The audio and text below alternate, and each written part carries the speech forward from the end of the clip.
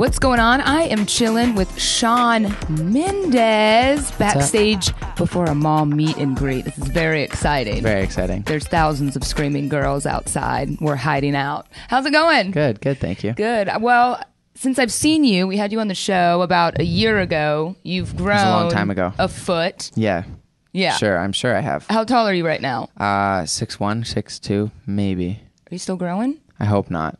And you're 16, right? Yeah. Do you have your driver's license yet? Well, I have my permit, but I actually just got off the phone with my driving instructor. I booked my full license for a couple weeks from now, so I'm excited. That is an exciting Very exciting age, an exciting moment. Do you have a car lined up for yourself when you get this license? I went and got myself a Jeep not too long ago. So see, and that was my dream car when I was 16 too. I wanted a Jeep Wrangler, right? Yeah, that's what I have, the Jeep Wrangler. And is it chilling at your parents' house in Toronto? Yeah, it's chilling at home in Toronto. So you get to drive, but being 16 and now with all this celebrity, you probably don't get to do a lot of the normal high school stuff. I mean, are you missing out on prom? Actually, no, I won't be. What's really cool is I'm still actually enrolled into my high school. I just kind of have a different program. My work gets emailed to me, and I kind of have to email it back type of thing. So I'm still actually allowed to go to prom and camp and sports and stuff if I can, you know?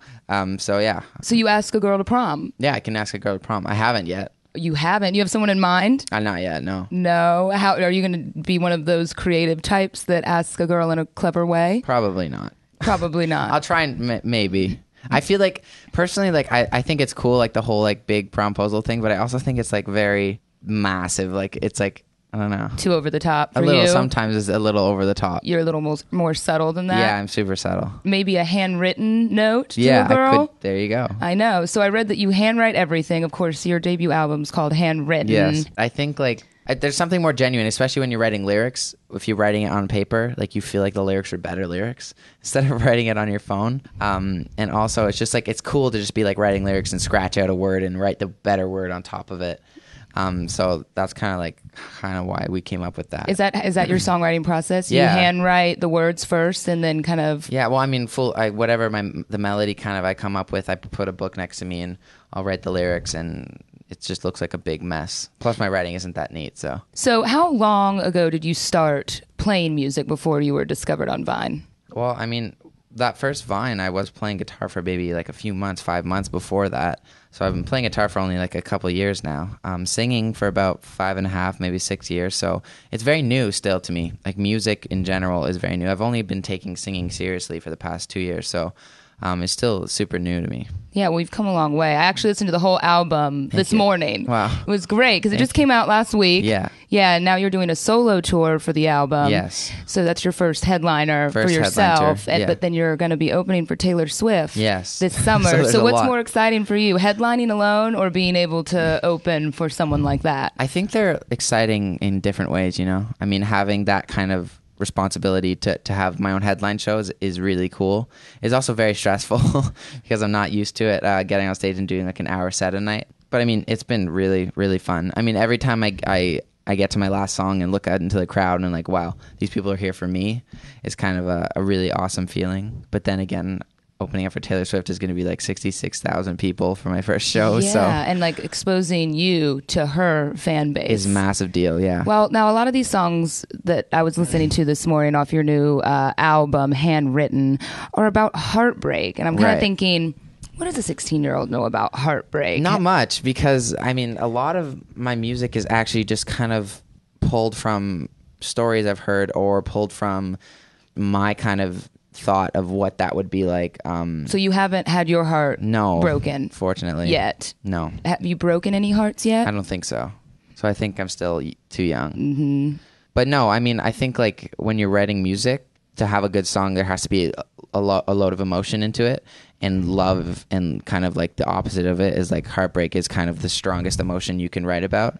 So I find it very easy and very kind of natural to write about those emotions and put it into music. So yeah. And that's something Ed Sheeran does, who's your mentor, which is probably the best mentor and friend you could have in the industry. We love awesome. Ed Sheeran. Yeah, he's awesome. Super cool. And so you're getting compared a lot to an Ed Sheeran, Justin Bieber hybrid. Does that bother you that you're getting both of those? I mean, no. I mean, I think it's impossible for an artist to come into the industry without being compared to another artist. Mm-hmm. Just because, I mean, all artists are very similar in a way. Like we're all doing music, so it doesn't bug me in any way. They're both super talented. I'm kind of just doing my own thing, though. Are you prepared for what's likely going to happen and has been slowly building with that kind of Bieber-esque rabid fan base with girls? I don't know. Yeah, I think I will be. I mean, as much as Bieber's been like bashed and like it's far from easy, and so I mean, I have load of respect for him, and I mean, what it comes down to is the people you surround yourself with,